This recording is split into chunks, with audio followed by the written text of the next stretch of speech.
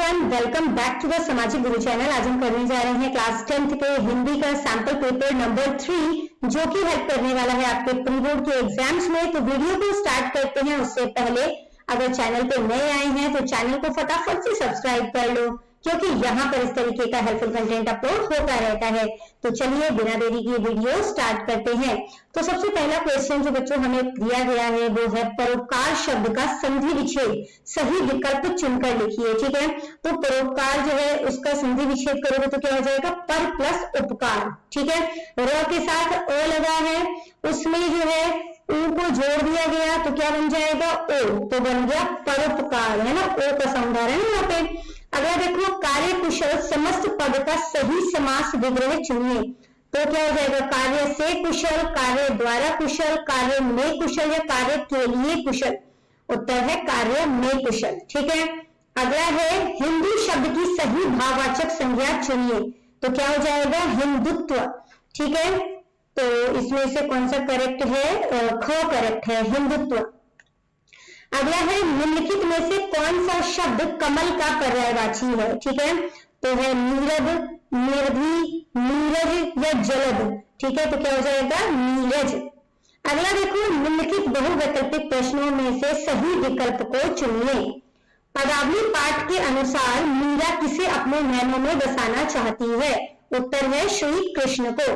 अगला है नीति के दोहे पाठ के अनुसार रहीम जी के अनुसार सच्चे मित्र की क्या पहचान है। जो खूब पढ़ाई करे, जो विपत्ति से घबराता हो यानी मुसीबत से घबराता हो, जो विपत्ति से भागकर अपनी जान बचाए, या जो विपत्ति में अपने मित्र के काम आए। तो घ ऑप्शन करेक्ट है। अगला है ममता कहानी के अनुसार ममता कौन थी। अकबर की विधवा पुत्री, शेर शाह सूरी की विधवा पुत्री, मंत्री चूड़ामणि की विधवा पुत्री या मिर्जा की विधवा पुत्री। उत्तर है ग ऑप्शन करेक्ट है। अगला देखो बेटा जो कि है अशिक्षित का हृदय एक कहानी के अनुसार मनोहर सिंह ने रुपये की मोहलत कब तक की मांगी थी। तो उत्तर है 1 सप्ताह। अगला है बेटा निम्नलिखित पद्यांश को पढ़कर दिए गए बहुवैकल्पिक प्रश्नों के उत्तर दीजिए। करके नील मेघ सब ओर किया करें बुद्धवाद कठोर, शाखामयी बुद्धि तजकर वे मूल धर्म धरते हैं, हम राज्य के लिए मरते हैं। क्वेश्चन है कौन से लोग हर बात में दोष निकालकर व्यर्थ में बहस करते हैं। उत्तर है बुद्धिमान। ठीक है, अगला देखो व्यर्थ की बातों को त्याग कर मूल धर्म यानी सहज धर्म को कौन से लोग अपनाते हैं, किसान। तजकर शब्द का क्या अर्थ है, इसका मतलब है त्याग कर। अगला देखो इस पद्यांश का केंद्रीय भाव क्या है। इसमें विद्वानों तथा किसानों द्वारा हर बात में दोष निकालकर व्यर्थ में बहस करने के बारे में बताया गया है।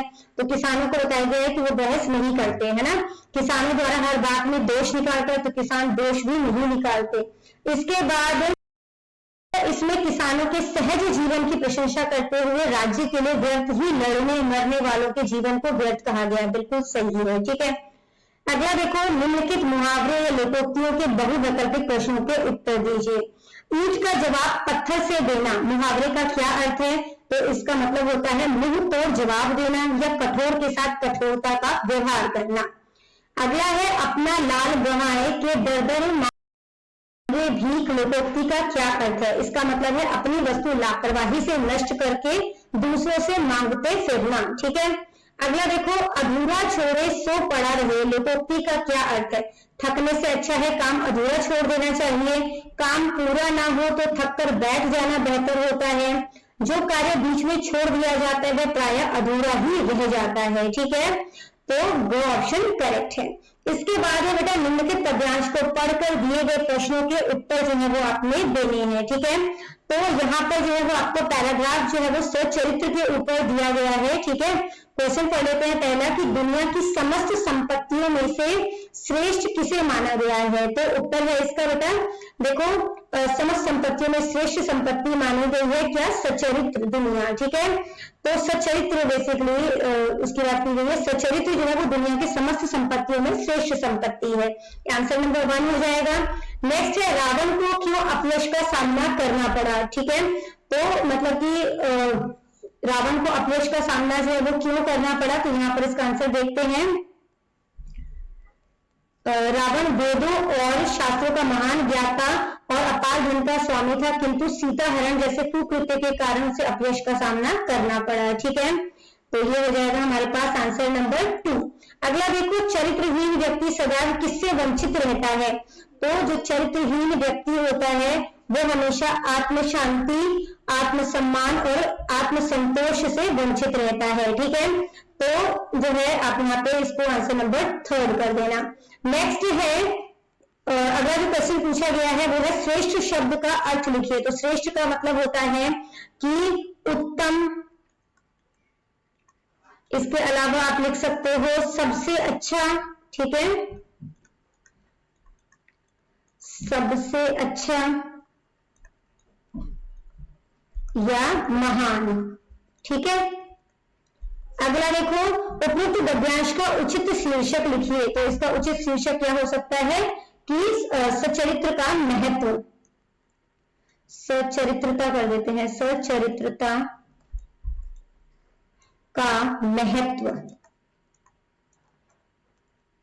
या तो आप लिख सकते हो चरित्र ही श्रेष्ठ धन है ना, एक और टॉपिक पे मतलब एक और आपको शीर्षक दे दिया मैंने, चरित्र ही श्रेष्ठ धन है। इसके बाद अगला क्वेश्चन देखो, निर्देश अनुसार उत्तर देना है आपने कि सप्ताह शब्द का विशेषण साप्ताहिक, साप्ताहिक नहीं होता साप्ताहिक होता है, आखिरी मात्रा आनी चाहिए थी, है ना। इस कथन के सही होने पर सही और गलत होने पर गलत में उत्तर दीजिए। तो ये गलत है। समरूपी भिन्नार्थक शब्द में दिन और दीन, दिन का मतलब दिवस और दीन का मतलब जो है वो गरीब होता है। तो ये बिल्कुल सही है ना, तो उस पर सही कर देते हैं। अगला देखो बेटा कि उपकार को ना मानने वाले अनेक शब्दों के लिए एक शब्द कृतज्ञ होगा। तो कृतज्ञ होता है जो उपकार को मानता है, जो नहीं मानता उसे कृतघ्न कहते हैं। ठीक है, तो ये भी क्या है, गलत है। अगला है स्वाधीन शब्द का विलोम यानी कि विपरीत शब्द क्या होगा? तो स्वाधीन का विपरीत होगा पराधीन। अगला देखो, निम्नलिखित विकल्पों में से कुल शब्द के अनेकार्थक शब्द का सही विकल्प के साथ रेखा खींचकर मिलान कीजिए।